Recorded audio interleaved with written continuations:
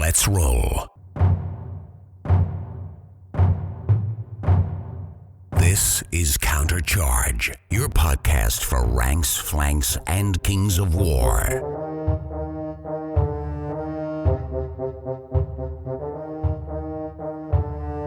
Join your hosts as they delve into the world of Panithor and bring you worldwide coverage of all things Kings of War. Hello everyone, this is Alex from Mantic. Welcome to Countercharge. And I'm Ralph Enough.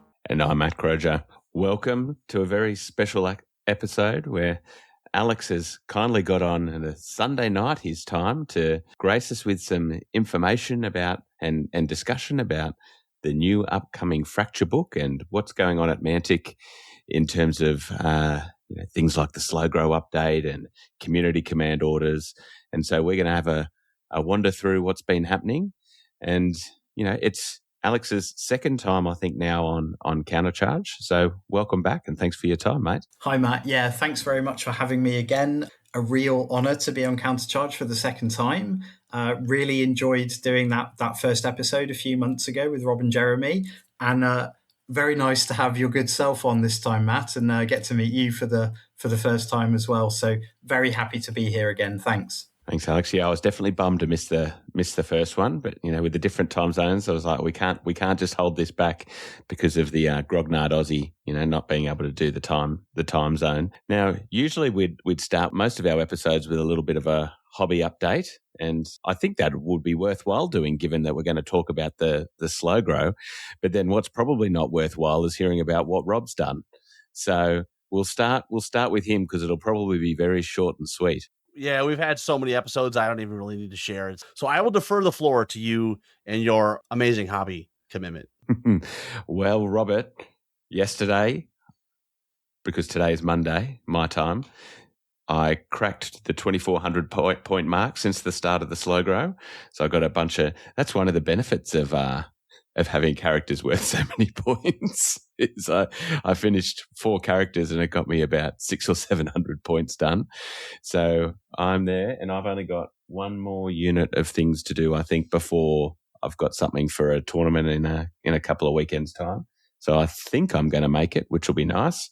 And then I still have a lot of more I want to do for the Trident Realms, but in the having to make sure that I stomp you and Jeremy into the dust with our yearly hobby goals, I'm going to have to move on to the Zerkali, I think, after that. So we'll see how we go.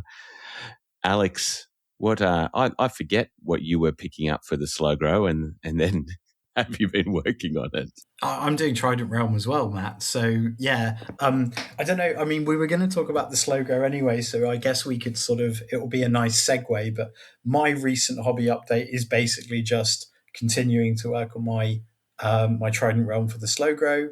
If anyone out there who's listening has been following along with the blog that we've been doing, you'll know that I had a bit of a tough time in the first 2 stages of the challenge, mostly just because I moved house from Germany to the UK back in the end of February, early March. And moving house and having to pack everything up in boxes will certainly put a dampener on your hobby progress for a while. And then obviously I'm new at Mantic as well, so there's been a lot to learn and a lot to get my head round. So kind of house move plus new job made it a little bit difficult to make the progress I wanted to with the Trident Realm. Having said that, by the end of stage 2, which was the kind of halfway point, I did manage to get my Axel Tricklebrook Champions Company done, and a couple of troops, as they now are, a couple of troops of depth horrors done on top of that, which got me close to 1,000 points. And then in the last few weeks, I've just been working on building and painting some placoderms, and I've got a few other things in the pipeline, which will hopefully get me to 1,500 points by the end of stage 3, which is meant to be 1,500. I'm doing my best to kind of hit the deadlines that I've been setting for everyone else. I don't want to be a hypocrite about it. No, well, I mean, that's amazing to have moved country, new job, learning all that, move house included. Geez, You've got no excuses to be behind, Alex. I don't know about some people, but Rob, have you been moving house? Is that what's been happening? That would be a great excuse, but no. You actually have changed job role, right? Because I've been, I'm a countercharge listener. Yeah. I'm up with your kind of life updates that you've been giving, and it sounds like you've had a lot less hobby time than you normally have, right? Correct. Matt's gloating though because he's like, this is amazing. He wins, but I always could say in the back of my mind, well, your paint job, just because you beat me, your paint is. You beat me on quantity, not quality. But I can't beat him on either one right now. I keep telling you guys, the way to finish your goals is to lower your standards. That's how you do it. Speaking of your painting, Matt, I have a feeling I haven't seen any of your miniatures. Like, because, it sounds like you've been making really good progress, but do you post pictures of them online anywhere? Occasionally. I've been posting them in our local groups. Okay. Where our Pathfinder's been doing stuff and often in Messenger. Generally, I don't. Sometimes I post in Countercharge, but I don't think I have with the Trident Realms, actually. Just trying to think. Still dark here. No, and I can't get up and get them from the cupboard because I'm still wearing my pajama pants. So yeah, no worries. Everyone will see too much, maybe. So yeah. I'll turn the camera off later and then come back with them to show you. But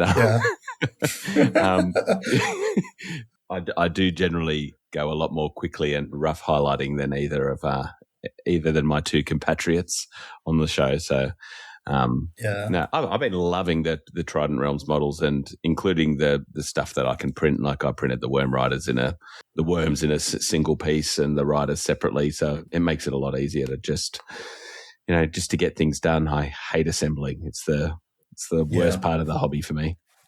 Yeah, it's not. Yeah, I don't hate it, but I prefer painting. I have met a few people who, like actually Dan, my colleague Dan, who is doing the slow grow as well for Mantic. He told me recently that he actually loves building the miniatures, and that's kind of his favorite part of the hobby. He grew up building like model aircraft kits and stuff. So it just goes to show there's something for everyone, right? Like everyone's different. What have you got? Your 2,400 points of Trident Realm, though, Matt. What have you got in your army? Like what have been your kind of favorite units and favorite models to paint? So originally, I just started painting whatever I felt like it, but then there was an event coming up I wanted to use it for. I mean, I think the new stuff is exceptional. So I've really enjoyed that. So the depth horrors and placoderms. So I think altogether, what have I got? I've got a Centurion. I've finished Axel like yourself, Dam Buster Sentinel, a couple of units of Defenders. I printed Gigas in miniature to do as Tridal Swarm because I wasn't a big fan of the Swarm STL. So I've got a few units of those. Some Depth Horrors, a couple of Worm Rider regiments, a Dam Buster regiment, some of the Tree Leaper versions, and a couple of Knuckers at the moment. So that's where I'm up to. And what I need to finish is a second regiment of Depth Horrors. And then a lot, I think, of what I've got in the cupboard is done, although I've got Earth Elementals and Gigas already printed and ready to go if when I choose to do them. I think that's the other thing that's helped with Trident Realms is a lot of the stuff you want to take at the moment is on the slightly larger scale, so it's been a bit easier to finish the units. I do have a couple of units of Heart Piercers built and ready to paint actually, as well as some River Guard. So but that's what I said first was what's currently painted. Yeah. Nice. I've said some people haven't liked the worms in the past. I don't know if that's how they go together in when they have to assemble them, but I quite like the Worm Rider model, to be honest. I haven't done any for my army yet, but I've seen those models in other people's armies in person, and I thought they were really nice. But I fully agree with you, Matt, about the new plastics, and that's the thing. I feel like the placoderm and the depth horror kits maybe got overlooked a little bit because they came out at the same time as the Zakali came out, and the Zakali kind of got all the spotlight. But the depth horror and placoderm are probably some of my favorite plastic kits that Mantic's ever put out. I think they're just really, really nice miniatures. And I think I could see my Trident Realm army just having quite a lot of those in it, actually. Yeah, I haven't built any of the non-defense 6 ones yet, so the ones with the two-handed weapons. But I'm keen to do that. I've got some bases done for them. But that'll definitely be something I'll move on to. But yeah, I think they're absolutely some of their best work for sure on the slow grow. So obviously you've got the blog, and what kind of feedback are you getting around participation and things? Generally pretty positive feedback. I mean, I think, we're more than halfway through now. And I do feel like probably the number of people kind of posting, sharing updates is maybe dwindled a little bit compared to what it was at the start. But I think that's entirely normal and natural. Rob, I saw that you started a thread on the Kings of War forum originally, and then you haven't really had time to, update it. And I'm sure there's many people out there in similar situation, because life just gets in the way of us painting and playing with our toy soldiers sometimes, doesn't it? But yeah, I think that, the thing about the slow grow, obviously, we gave it that structure. It's like it's 4 stages of 6 weeks. And that was something for all of us to kind of aim to, and a bit of a guideline, but it was never meant to be too strict, And one thing I've really discovered with doing that slow grow is that there is just no one size fits all for everyone. I've had feedback from some people who were like, yes, thank you for the deadlines. It's been really positive. I wouldn't be able to get anything done if I didn't have deadlines. So the slow grow has been perfect for me. And then other people have kind of said, oh, I don't like painting to a deadline, and I don't like being too structured with my hobby because it makes it feel too much like work, et cetera, et cetera. So there's been in general, everyone I've spoken to has been positive about the idea of the slow grow. But then in terms of the details of how they interact with it, it really just seems like people have very different ideas and very different vibes of kind of what they enjoy and what works for them. And that's the thing. I've also seen plenty of people who've I thought, originally when I came up with the idea of 500 points in 6 weeks, I thought that's reasonably conservative. But, I myself have struggled to keep up with that pace because I've had a lot going on life-wise. And I've seen other people have struggled. But then there's other people like you, Matt, who've shot right ahead and, have already done more than 2,000 points halfway through. So again, it's just, I think that's the thing that sort of really struck me, is just how different everyone is when it comes to how they do their hobby and the speed that they do their hobby. Yeah, 100%. So are you telling me you've had trouble keeping everyone happy, Alex? I never. And people just do it different ways. Like this time I did something different, which I hadn't. Oh, actually, I had done it before, was just smash out a whole heap of bases first. So it was coming to the 4th, 5th week, and I hadn't painted a model. But then it was just, I think the bases sometimes, depending how you want to do them, hold people back. There's some worm riders for you. Oh, nice. Awesome. They're looking good. Yeah, they go quite nicely on the base. Yeah. Well, I mean, that's good that it's been largely positive. I do wonder too, because of, the 6-month release schedule, particularly, if there's some delays on models and things, I think probably I do wonder if some of it gets lost in the other noise too of releases and things with the slow grow, and whether that sometimes maybe, drowns out the fact that it's going on a little bit. I don't know. It's difficult to say. I think it's been very nice to have that slow grow going on in the background while, from Mantic's perspective, a lot of our comms obviously naturally is about new releases and other things that are happening. And, obviously Mantic does a lot of other game systems and things other than Kings of War as well. So in any given month, you might have quite a few different stories running on the blog and the newsletter and on our social channels. And the slow grow has just been this kind of steady thing going on in the background. And for me personally, I've really enjoyed working on it, rather than just this week I'm writing a story about this thing and then next week it's something different. The slow grow's had a little bit of a kind of consistency and stability there. And I think, I wouldn't be able to tell you an exact number, but there's definitely a core of people who are actually following along with it, who are reading the blog, may or may not be doing their own armies. I'm sure there are some people who are just reading the blog and enjoying it without necessarily doing their own army for the slow grow as well. But yeah, overall, it has been a really positive thing. We've had some lovely emails from people, especially from people new to the game, who's sending, sharing pictures of their first ever armies and this kind of thing, and who've said having the slow grow and having that kind of structure has helped them get started with Kings of War. And really, that's exactly kind of what we wanted. So that's really nice to see. I think as well, within the four of us doing it from Mantic, we've all had our own challenges. Tobias is kind of the one who's really a bit like you, Matt. He's just forged ahead and managed to hit all the painting deadlines quite easily. Dan has also done really good job. He's, his Zakali army is kind of coming along quite nicely on target. I've struggled a little bit. And then, Ross, who was our new, the crowdfunding guy at Mantic. This is kind of his first ever time doing any mini painting, really. And, it just so happened that we had a little thing called the Dreadball All Stars Kickstarter right in the middle of it as well. So he, as far as the quote unquote official pace goes, Ross is a little bit behind as well. But the main thing is, it's his first ever mini painting, and he's actually done pretty much finished an Orokamura Champions box. And that's amazing. That's a great achievement for him. And he's done a really nice job with the painting. His ogres look cool, and he's enjoyed it. And again, that's, as far as I'm concerned, that's a massive win, really. Yeah, what you're going to find out at the end is probably all the people ahead of you somehow convinced Ronnie and Matt that, like, because it was a work challenge, that they've been painting in work time, whereas you haven't been. Yeah, probably. Yeah, exactly. Tobias is there in the shop, and we don't quite know what he's getting up to. So, he's got stocking a lot of cans of orange spray paint in the shop recently.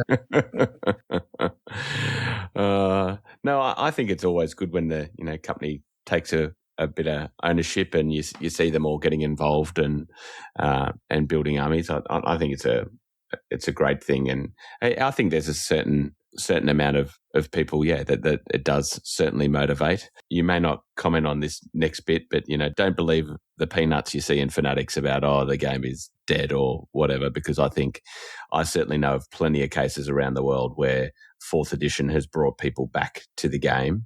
And I think there's certainly a lot of new blood coming in because of 4th edition overall. Maybe they're not going to tournaments yet or whatever, but I know that we've got a tournament in 2 weekends' time, and in Sydney, which was the community's been on life support in Sydney, even though it's our biggest city for a long time.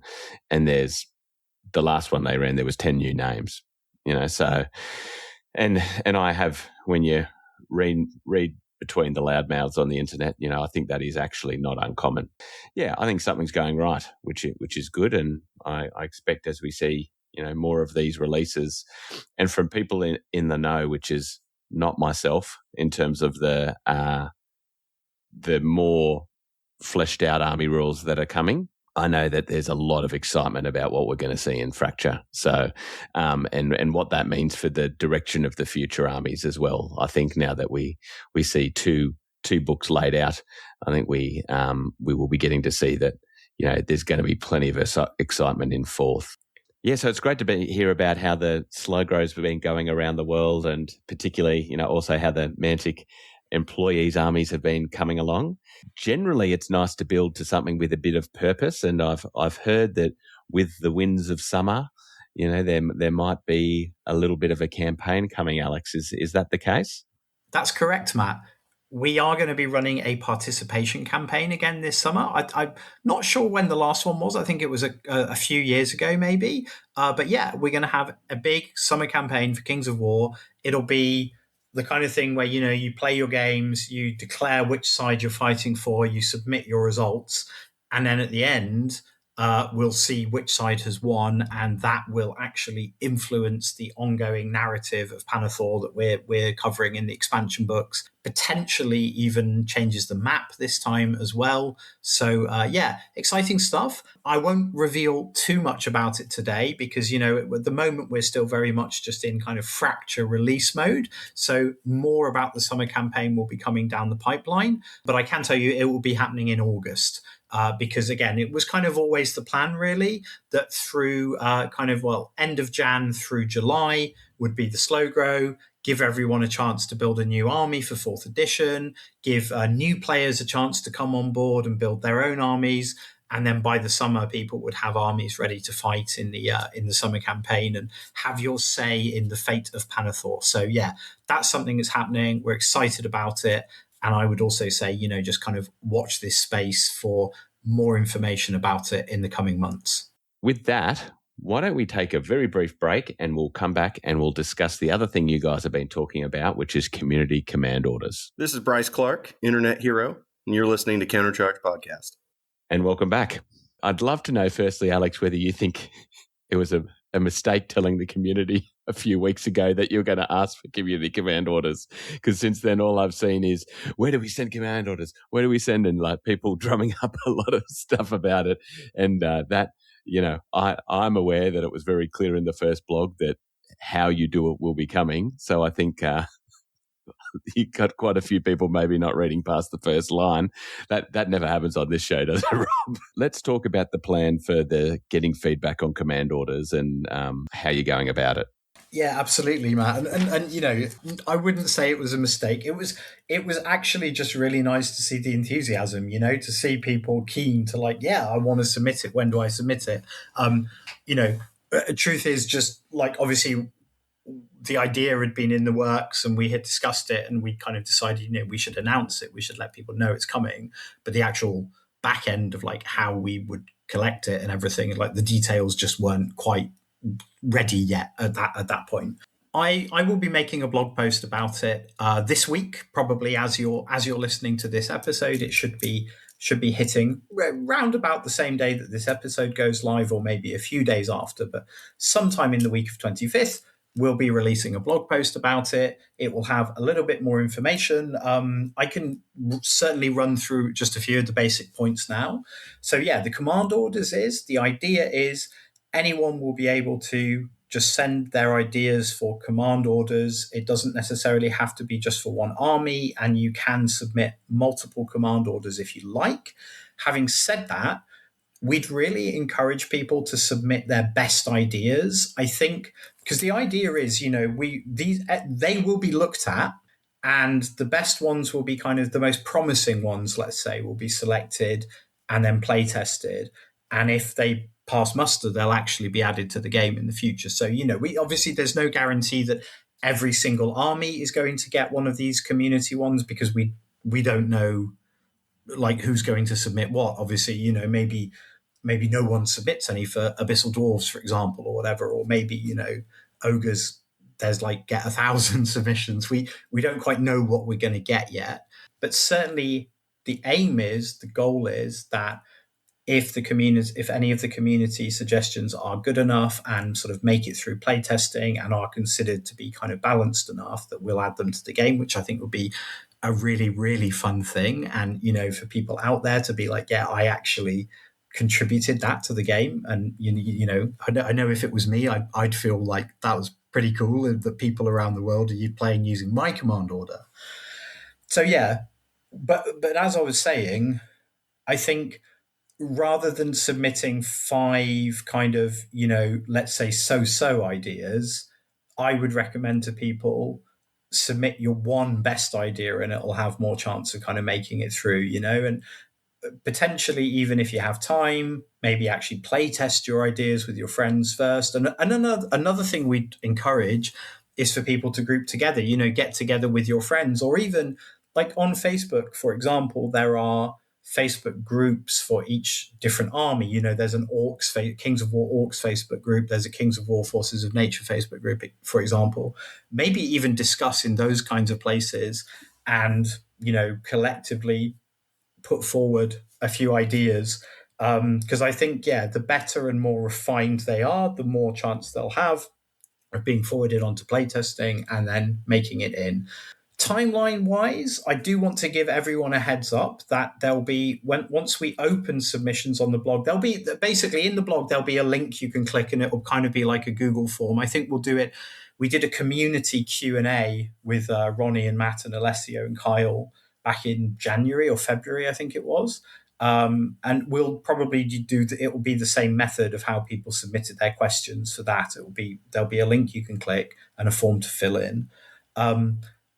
But yeah, to give everyone a heads up, the window for submitting them will be relatively short. It will probably be 3 or 4 weeks at most, because then obviously they have to start playtesting them. And as we're going to come to in a little bit, Matt, the idea with the book later this year is it's going to be a big, proper, like full fat Clash of Kings update. So the playtesting group are going to really have their hands full for the rest of this year. So basically, the idea is we'll open it up for submissions for these community command orders, but relatively quickly we want to get them through and get them play tested. Now, of course, they don't necessarily have to appear in the Arrogance book later this year. They could appear further down the line as well. But I know, Matt Gilbert was saying, like, if possible, it would be cool to already get some in for Arrogance. So that's why the time frame is going to be a little bit tight. So I just want to warn people ahead of time. It's not like we're just going to be having this open for the rest of the year or something. It will be watch out for the blog this week, and then you'll have 3 or at most 4 weeks to get your ideas in. And you put that in a really nice way, Alex. I think people have to remember, if you're sending in an idea, 100 other people are probably sending in an idea. And I certainly know as soon as I see a wall of text on something, whether it's a post or something, like I glaze over and it's gone. If you think you've got a genuinely good idea, do it, and probably even write it in the way that you'd want to see it in the book to make it clear really what your idea is. If it needs a paragraph to explain it, it's probably dead in the water before it's started. It should be worded as other things are in the book, because if it can't be clear in a few lines, honestly, don't bother. Simpler is better, and more balanced is better as well. Obviously everyone would have the temptation to try and put something in a little bit OP for their own army. But obviously, again, if something is too OP, it won't make it through. Certainly the intention is to select command orders that are balanced and that would actually kind of work in game, and that be, they have a benefit, but it's not like nothing game breaking, There's also something maybe you haven't spoken about on the blogs, that it's a little bit broader than just commands, Alex. That, I must admit, is like a new idea, but we did mention it very briefly in the blog. Original idea, submit your community ideas for command orders. It's expanded a little bit. And now we're going to also be taking suggestions for new units for the game as well. So I can speak to that a little bit. I've been chatting to Matt Gilbert about it. This will be in the blog post as well. But for the new units, the idea is it needs to be something that Mantic could make in resin. So not like rank and file units, not the kind of things that would be hard plastic, but stuff like large infantry or large cavalry or monsters or war machines, that kind of thing, where, it could be cast in resin. We'd love to hear people's ideas for new units. And again, I think that everything we just said about the command orders applies here as well, where probably submitting, a smaller number of more refined ideas is better than just having a kind of just a brain dump. I don't think we're necessarily asking people here to give us what they think all the stats should be or everything. Like just a concept is fine. I'd like it, a war machine for my army that does a certain thing or looks a certain way. So we don't want to be kind of too prescriptive. And if people have sketches, like artwork they've drawn maybe of something, I'm not sure quite how that will work with uploading it on via the Google form, but we'll find a way of, if people have artwork they want to submit, we'll find a way of making that happen as well. But yeah, I think that's also quite an exciting one, where potentially a unit that you design could make its way into Kings of War. Excellent. That's amazing. People can easily submit their ideas for artwork now with a bit of help from their best friend's AI. Just sending it through with an idea would be amazing. Stuff started running through my head straight away that I think would be. And for it, would you like it to be in particular coinciding with new releases, or could it be for any army? I mean, obviously we don't know all the new releases ahead of time, but does Mantic have a preferred idea that, so for example, we know what's coming in the next book, that it might be some of the 8 that are in the first 2 books, or it doesn't matter? That doesn't matter, actually. No, it's fine. Like it could be an army that hasn't been in an expansion book yet. It could be one of the 8 that already have been in one. That's fine. Any faction is game. I just suggest probably, guys, don't make it the spindly aesthetic of the elves, because we know that they're coming. They're to be redone. Don't try and fit it with Mantic's existing elves. It's not like we're expecting to receive like fully fleshed out ideas of the aesthetics. I mean, people can if they want. If I'm sure there's lots of artistically talented members of the community out there, but it could just be like a concept. It could just be this kind of unit or that kind of unit. So I would also maybe not worry too much about the aesthetics and whether it will fit or not, because if the idea gets taken forward, I'm sure the design team would find a way of making it fit with the army. Awesome. I think that's really exciting. And I mean, it's not every day that a company engages the community like that, but I think, Mantic has a great track record of engaging the community, which I think sometimes gets lost when people are disappointed in things. But I don't think anyone can say that Mantic doesn't listen to this community and try and engage them in it. So, it's one of the things I certainly like about Mantic. Thank you, Matt. Yeah. Why don't we move on to all things Fracture? Hey? So there's been plenty pouring out of Mantic, and I think probably the best way to go about this is, why don't Rob, we'll go through, I think, maybe in order of how it's been released in the blogs, and we'll have a bit of chat to Alex about that. And so we started, what was it, 20th of May, I think, with the release of the book, where we saw, I think what's really excellent here is where I had seen some artwork, and I think we're getting probably more than what people expected, this idea of, something being really manticized, I guess, of in terms of a flavour of the army. One thing I'd like to touch on is the name, actually. Do you know if anyone thought about dropping the idea of being called the Forces of Nature in favour of something more Green Lady-esque, like the Order of the Green Lady?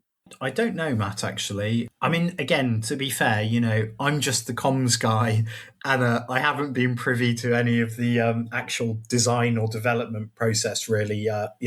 Also, bear in mind, I think a lot of this has been in the works for a long time, and I've still only been around for 6 months at Mantic. But yeah, not that short answer, not that I'm aware of. I think the army was always still going to be called Forces of Nature. And obviously a lot of the new miniatures focus on the herd element of Forces of Nature, but I don't think there was ever any serious consideration of renaming the army to the herd, because again, there's different aspects to the army. There's all the new herd stuff, but all the elementals are still in it, for example. So I think Forces of Nature still works very well as that kind of like catch-all name for it. Yeah, for sure. What we saw in this first post is, and I mean, this doesn't do it for everyone, but I've been loving that we've been getting some beautiful new artwork with these releases. So Rob's got one on screen for us of pictures that represent miniatures that you will find mostly in the army. And what I really love is that they do really imbue what the model looks like. It's not this, completely removed aesthetic that actually isn't represented in the model. And I think that's awesome. So obviously there's been some effort going into kind of the artwork that is released at the same time. I think the last few releases, including 4th edition, have really shown a lot more effort in that artwork space. Yeah, I think so, Matt. Like, I mean, the books, like the 4th edition rulebook and Invasion, and it's going to be the same for Fracture, are full of lovely artwork. That was one of the things that impressed me about Invasion personally. It was like how much really nice new artwork is in there. And for the blog and the newsletters, of course, we're just sharing a little bit of that. But we're not going to be sharing all of the artwork on the blog ahead of time. So that's definitely something where, there's more to look forward to in Fracture itself when it comes out. One thing it'd be good to do, Alex, is just so you know how nice it is to have a new plastic kit for Centaurs, is go punish yourself with one of those original metal ones. See if there's one hanging around the Mantic workshop somewhere. That could be your penance. Next time you screw up, Ronnie can be like, go to your room and put together these old metal Centaurs. And first you've got to put it together, and then you've got to maintain it for months without like chipping it or dropping it and having it go into 100 pieces. That would be that would be an interesting little test for yourself. Yeah, so on the 20th, we saw this release of where you guys straight up put what we're going to see in the battalions, which is this new concept of the Pharaons with a new, I think it's the Gladewalker Druid, and a little bit of Mantic's now enjoying a good tactical rock in some of their poses. Rob, you're a big fan of a tactical rock in miniatures, aren't you? I absolutely am. You know, I think looking at the pictures, it's looking like we're getting, you know, whether people like the aesthetic or not, it looks like we're getting a high quality plastic kit again. And you also released the Forces of Hero Nature pack, which are a couple of different of the Pharaon varieties. What are we calling the centaur thing? They're called centaurs in world, but the actual unit names, there's Bray Hunters and Bray Striders, and Bray Hunters are the ranged option and Bray Hunters are the melee option.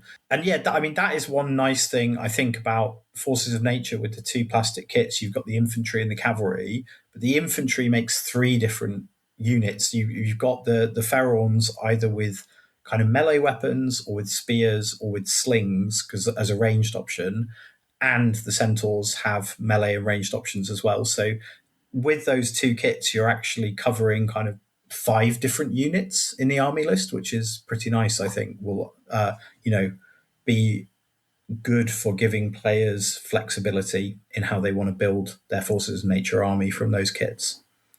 Yes, and so in that first blog, we saw what will become the new champion for the champions range for these guys, or was that the second one?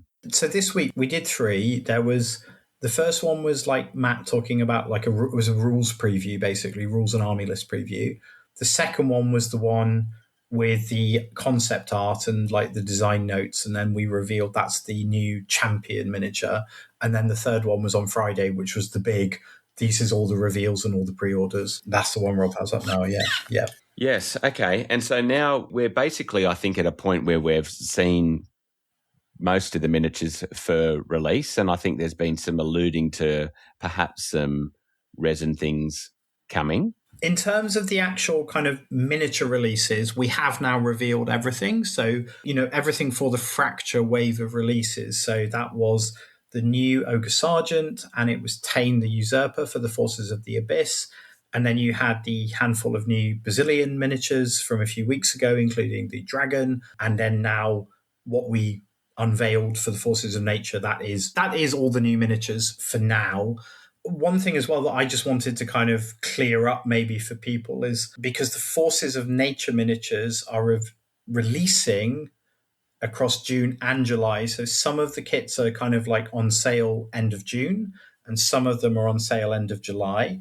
And I think way back in my original blog, back at the end of April, I'd said, we're going to reveal the June stuff first, and then we're going to reveal the July stuff later.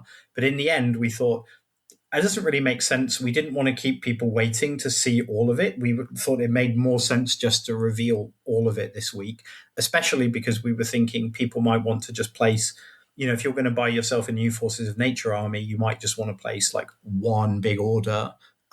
So revealing all of it on Friday just gone felt like it made more sense. So I hope that's clear for everyone now. It has always been the case. If you've got an order with something else that is due to be released later, that it probably ships all at once the final thing hits the storeroom. Yeah, that's correct, Matt. To my understanding as well. So if you were to place an order which had only stuff releasing in June, so that's like the new battalion box, for example, ships end of June. So if you placed an order just for that, it would ship end of June. But if you were to place an order for that and some of the stuff that's shipping end of July, your order would just ship in one go at the end of July. That's as I understand it. Yeah, so for an example of that difference for people listening, the Forces of Nature Battalion is down to ship for pre-ordering in June, but the Green Ladies bundle, which has some of the new stuff like the stuff with the Minotaurs and things in it, is due for July. So if you ordered both of those, it probably wouldn't actually ship till July. So if you're wanting your nature stuff now, make sure, as soon as you can, make sure you're ordering the stuff for June if you want it in your hand before the latter stuff. But boy, there's some of that juicy stuff is in July, I'll tell you that. How much trepidation is there in a company when you're going to release a new range like the Forces of Nature, Alex. I mean, I don't think we particularly have to go into, the ins and outs of who likes things and who doesn't. But I imagine there must be a bit of angst within a company before releasing a whole bunch of new stuff. Angst might be too strong a word. I think there's always probably like a little bit of nervousness. Everyone within the company is probably nervous about different things as well. I'm doing the comms, so I hope people like the blogs I'm writing and the social posts I'm putting out. Obviously, I'm sure for the creative team, the studio team, they are hoping that people are going to like what they've made. So that, it's a natural level of nervousness. But I mean, to be honest, Matt, as well, I think in the run up to a release, everyone's so busy that maybe there isn't time to sort of to sit back and feel nervous. You're just doing and doing and doing. And certainly like this last week where we kind of revealed everything and we had all the blogs going out one after the other, was a very busy week for me. So yeah, I felt like I didn't really have time to stop and be nervous. This is a very complete release, Rob. We've seen a couple of releases now of new stuff that are very complete. Like if you go to that, as you were on the webpage now previously, and it's something that, including the new stuff, like Mantic now pretty much makes every model in it of what I assume we will see in the new list. And I think that's been really excellent to see the last couple of releases, whether people like the vibe of the models or not, which I don't really care if they do or they don't. But like it's that, that's one thing you and I have complained about constantly, Rob, isn't it, in the past of, make sure we can put all the models on the table rather than leaving something 3/4 done. Yeah, you want a complete range and you want a consistent aesthetic across the range. And I know there is actually still going to be some holes intentionally, right? Like the totem, is that what it's called? There's a totem unit, I think. And you guys have said in the blog that you will not be making a model, and at least not for now. Maybe that comes down the road, but in the interim, you're curious to see what people come up with. But yeah, no, I think it's great. It's a mix of hard plastics. It's got some resin. It's got, it also bases on all the STLs and stuff that we already have for all the elementals and the like. So it's a pretty robust range, including a lot of new characters. So, and a new champions box coming out of it as well with the new Thorn Creeper. He's pretty cool. Yeah, I'm excited to see when people get it in their hands, start getting paint on it. Through all the hand wrangling and the old worrisome about what was going to happen to the herd, who would have predicted? Well, herd would take a front and center role. Certainly not I. I thought it was going to be left to die or maybe be STL. It's nice for the second time in my life to be wrong, so sometimes you just got to, be kept in check. The second of the three blogs we put out this week, with the one about the design notes, actually talks about this a little bit, where the original, they had some concept art for the Pharaons dating as far back as the Uncharted Empires book from 2016. So, there's actually this idea of what the herd would look like in Panathor has existed for a very long time. And now with the new army and the new plastic miniatures, they've kind of finally brought that to life. So I think that's pretty cool. It's an army that's been kind of 10 years in the making. For what it's worth, and obviously I'm a Mantic employee, so maybe people will dismiss this as just as like, oh, well, of course he would say that. But like, I genuinely really like these models. Up until now, like for me, Forces of Nature had never been an army I was super interested in collecting in the past. But like, I'm definitely going to do an army of these guys. I just have to, Matt, I have to take a leaf out of your book and get my Trident Realm done a bit more quickly for the slow grow so I can finish them. And then my second army project for this year is going to be Forces of Nature. And I'm going to try, I don't know if you guys have done much of the old so-called slap chop method for your painting. But personally, I think I kind of look at these new plastics and I think they might work really nicely for slap chop. And I've never done a slap chop army before. So that's my idea that's percolating in my head at the moment for trying a bit of slap chop on the new miniatures. Yeah, no, I agree. I found that blog really engaging actually with that talk of the where they'd come from, because I distinctly remember that image from that book. I might even still have that book somewhere. When you posted in the blog, I was like, that is right. And that is cool to know that this has been, a concept that has been in someone's head for such a long time and for, one reason or another hasn't been realised yet. But I think certainly that's most cool probably for the people whose idea it is to finally see a concept brought to life. And Rob, I remember that coming into fourth, we were big advocates for we want Mantic to be ballsy, to take some risks and to really double down on what they want their world to look like. I think you can say that, and it's funny, you see people commenting online about, I don't think that's what a beast of nature looks like. Well, I'll tell you who decides what a beast of nature looks like. It's Mantic with their IP. But, and I think we wanted risks. You've taken some risks and, we're getting some nice hard plastics out of it. I agree with you, Alex. I think at face value, a lot of the stuff is very good. What do you think, Rob? Going for the fences here. It's not dissimilar from that first Uncharted Empires book in September 2015. What the hell's a Night Stalker, right? Like, what the hell's a Trident Realm? Like, that's the kind of stuff that we want. We want fresh takes. We don't want just a play your old Warhammer army, right? We want Panathor to be a living, breathing world with fresh takes and not just based on the traditional tropes that have happened various companies or going all the way back to Tolkien. We want something new. You have centaurs, but they're not horse people. They're, I guess, cat horse people. So that's pretty cool, right? That's something unique that I've not seen before. In terms of what I really like, the centaurs are great. The guardian brutes, I think, look fantastic, right? That's another of my favorite. Let's not give all the love to Force of Nature. The dragon for Basilean looks pretty sweet too. So muscular dragon. On the topic of the dragon, it was nice listening to the recent Fireside chat, and I was enjoying the fact that you guys were watching the 360 spin video of the dragon, because that's something we've been working on, is trying to do more of those for the new miniatures and just putting them out there. So that's something I would say to listeners is, even if you're not on we post them on Facebook and Instagram, but we're also posting them on our YouTube channel as shorts. So if you want to see some nice 360 spin little videos of the new miniatures, be sure to head over to the Mantic YouTube channel as well. We might not put one out for every single miniature we're doing, but we're trying to do that for more and more of the miniatures we're releasing, because like you guys said with the dragon, photos are nice, but actually sometimes when you can just really see it from every angle, you get a better feel of what the miniature actually looks like, I think. So yeah, I was personally really happy when I heard on the podcast you guys were watching the video. I was like, yes. And just circling back to the complete range thing, I think something like the totem's completely appropriate to kind of not do, because I think that still allows that bit of creativity. You've got a hard plastic kit and hopefully lots of people will buy it, but everyone might, theme that somewhat differently in their multi-basing. So it allows people to kind of, a totem is something that can absolutely be a bit interpretive, right? So I think that's awesome. And I reckon the Avatar of the Father is awesome. It is a great model. I'll call mine Robert. Yeah. For sure. Yeah. Yeah, and let's not forget that we also had, that amazing, I guess it's a 3D print for the new Rakwas, right? For the salamanders.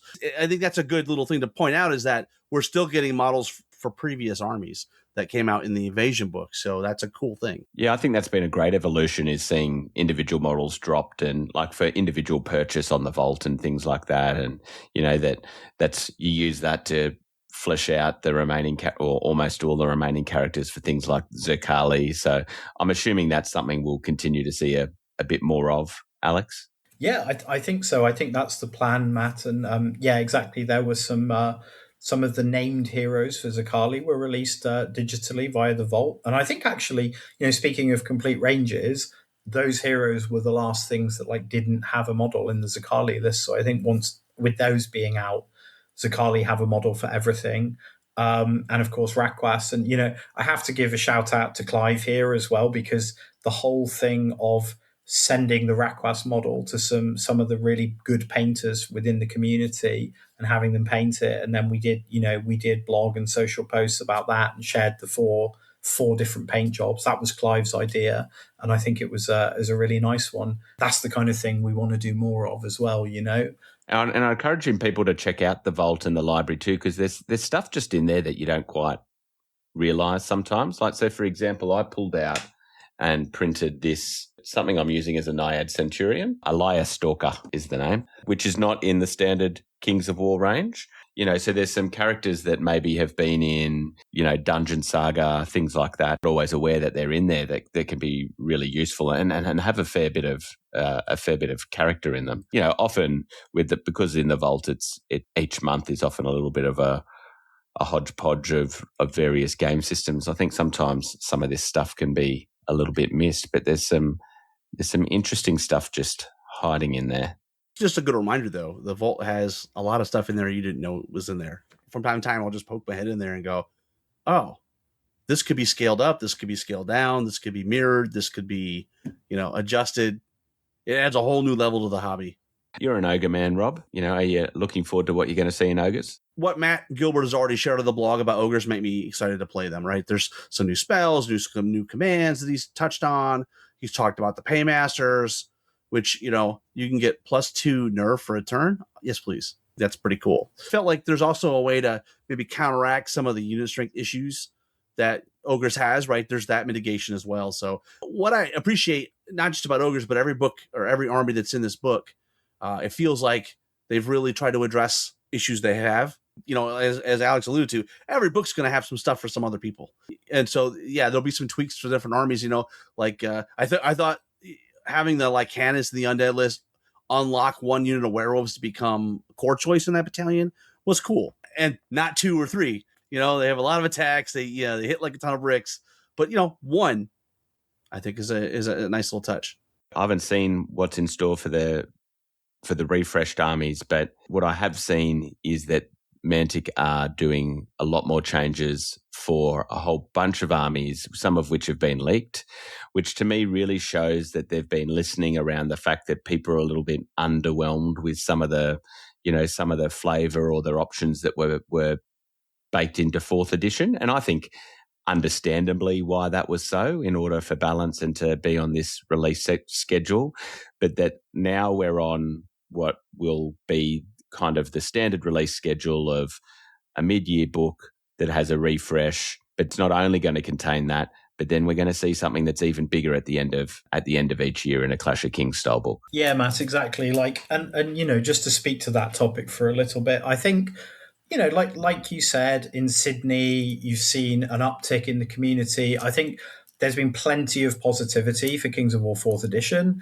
plenty of people out there playing it and enjoying it, and new people coming in and picking the game up. But, Mantic also are not kind of blind or deaf to the fact that there's people who have found certain elements of 4th edition so far not to their liking. I think in general, what we've heard is that for the vast majority of people playing it, the core rules themselves are great. Things that were issues in 3rd have been ironed out, and that the core rules are like a very, very solid foundation now for the game to go on. But that, the army lists perhaps weren't quite where we would want them to be. And that's one thing, I just really do want to reassure everyone listening to Countercharge now that Mantic are listening and are addressing those things. And I think, with Fracture, what you'll see now is a kind of, let's call it maybe a Clash of Kings light. It's a round of updates and balance updates and tweaks to units and some of those unlocking options like you just mentioned for the Lycanus, Rob. There's going to be a reasonably substantial amount of that in Fracture. But what will really be is indeed for Arrogance, which is the next book, which will be coming out towards the end of the year, is that when it will be a full kind of Clash of Kings style update proper, where every army is getting looked at, and just building on that further feedback and that what we've been hearing and seeing about the game. And Matt already mentioned it in his blog. I think he said looking at assassins, individuals, combat heroes, application and distribution of unit strength, spell costs, etc., etc. So if anyone's interested and curious about this and hasn't read Matt's blog yet, I would definitely go and read that one. It was the Fracture preview rules and army lists from, I think, May the 20th, I want to say. Yeah. In a nutshell, there's going to be a whole heap of cool game improvements and updates in Fracture, but then there will be even more in Arrogance, and very much with that kind of goal of getting the army lists to a point where, basically where players are happy with them and where everything feels kind of flavorful and balanced as far as possible. Because, taking the kind of longer term view, I'm just the comms guy. I'm not part of the Kings of War development team or anything like that, but I have been in plenty of meetings now where we've been talking about this stuff. And longer term, the goal is absolutely to make fourth edition the best version of Kings of War that there's ever been. So it would be foolish of Mantic to not listen to community feedback, I think. I alluded to this near the start. We'll now have 2 books where we can really see that vision. Right. And I think, to me, it's completely sensible that we're not getting an attempt to kind of balance it all before. And even then, before a year, because the data just won't be there. It takes people. And it is the case that a lot of people have had a bit of trouble getting their armies on the table with new unlock systems and things. So I think there probably has been a little bit of a dip hopefully before the tide comes in. So, I think we're going to see plenty to be excited about. And for those people whose armies, aren't being done yet, they can see the vision.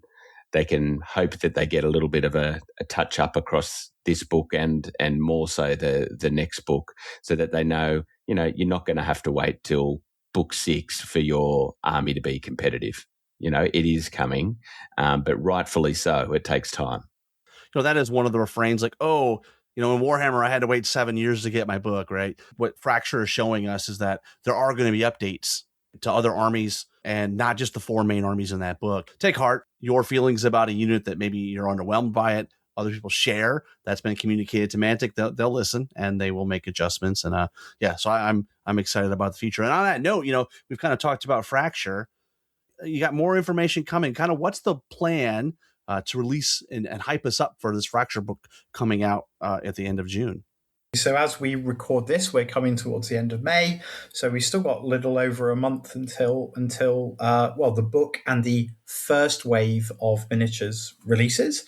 And we will still have some more stuff on the blog. Again, with this being Mantic, we do make other games as well. So there's going to be some quite exciting things coming for Halo Flashpoint. I think I'm allowed to say that. I won't give any details, but there's some pretty cool stuff coming for Halo Flashpoint fairly soon.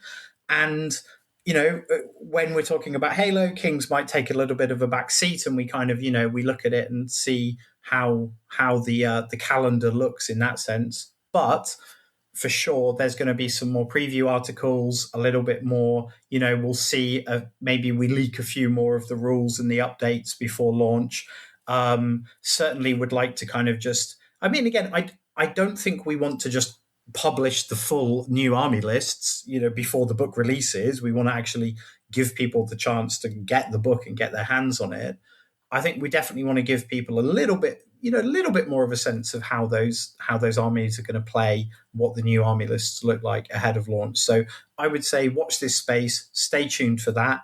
As we've talked about it, Rob, as well, I will be doing my best to share some early copies of the book with you guys, with some of the other podcasts out there, so people will be able to make some coverage of it, like talk about things. But probably I would say for the community content, like the podcast stuff, I would say people should expect that to hit more like around launch towards the end of June rather than earlier, because boring stuff about timelines and when things are ready and when they can be sent out and everything. But, just to kind of manage expectations, expect more of that stuff to be towards the end of June.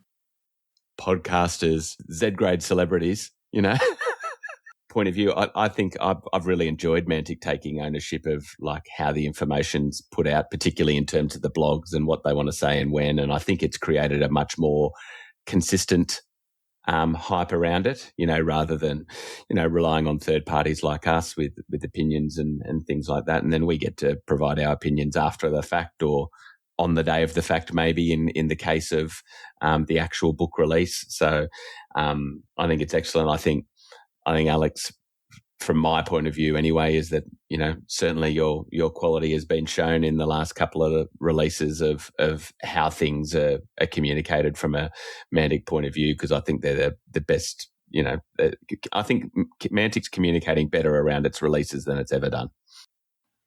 Well, thank you, Matt. That's very kind of you to say so. I mean, if that is true, I certainly can't take all the credit for it. It's a team effort, you know.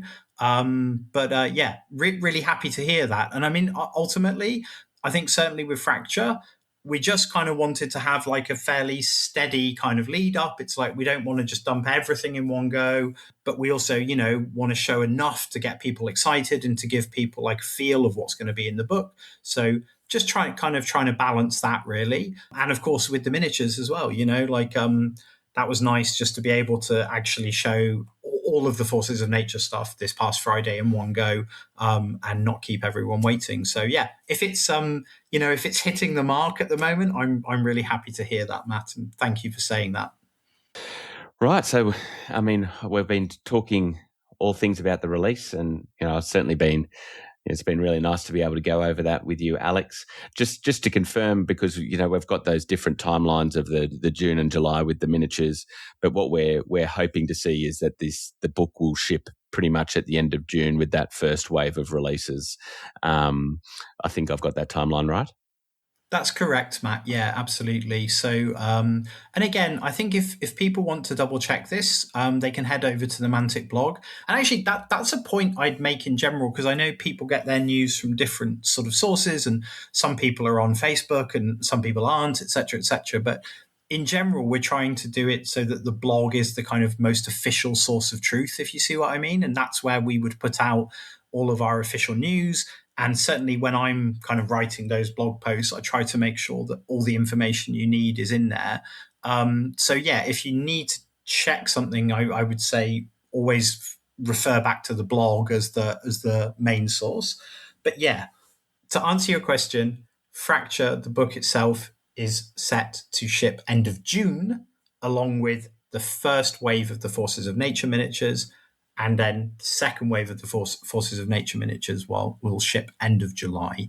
And again, when people go to the store pages on the Mantic website for the miniatures, if you look at it, it'll say like pre-order, and then it will tell you if that particular miniature is a June or a July miniature. So it should, you know, I know it kind of sounds a little bit confusing when we're just talking about it here, but if you actually go to the website, it should be pretty clear what's a June release and what's a July release. I think that has taken us on a nice little dance through the Fracture book and through all things happening with Mantic at the moment. And I have to say, you know, big thank you to Alex, as I said, on his Sunday night, which must now be pushing about 10 p.m. UK time. I would like to say thank you to you guys for having me again. Thank you to all the Countercharge listeners who are listening. You know, if you're playing Kings of War, supporting Mantic, it is very much appreciated. Please keep playing the game. Please keep giving us your feedback. Please keep enjoying yourself, because ultimately the reason we do this is to have fun times and to enjoy ourselves with friends and family and good people. And yeah, just wanted to kind of share a little bit of community love, especially as Jeremy's not here tonight, right? Someone's got to play that role. Could I also, Rob, I think last time I was on, I did it. You asked me for a couple of shout outs. Could I do it? Fire away. I'd like to give a shout out to two of my very best friends, Rob and Nick, who have been my kind of hobby buddies since I was very young. And I think last time I was on Countercharge, I kind of forgot to give them a shout out. So I wanted to put that wrong right this time. And so, yeah, shout out to Rob and Nick. And they're both building slow grow armies as well. So they're supporting me by doing that. So really appreciate it. Thank you. They must have been the two new unique RSS subscribers we had, Rob, that we saw. No. 100%. All right. Well, with that, you know, again, thanks for the time. Hope you guys enjoyed listening to tonight and all things coming up with Fracture. Until next time, keep countercharging. Thanks for listening, and we'll see you next time on Countercharge. Please let us know what you thought of the show by emailing us at counterchargepodcast@gmail.com, on Twitter at countercharge15, or by commenting on the Countercharge Kings of War podcast Facebook group. If you enjoy the show, you can help others find out about it by leaving positive reviews on iTunes. Until next time, keep countercharging. Music is a composition of Kevin MacLeod and is licensed under Creative Commons. Hello everyone, this is Alex from Mantic and you're listening to Countercharge. Sorry, is that you're listening to is meant to be for one of the bumpers, right? We'll use that as a bumper. Just say, Okay. welcome to Countercharge. I'm Alex, the marketing guru, whatever, if you want to, yeah. I'm Handsome Alex.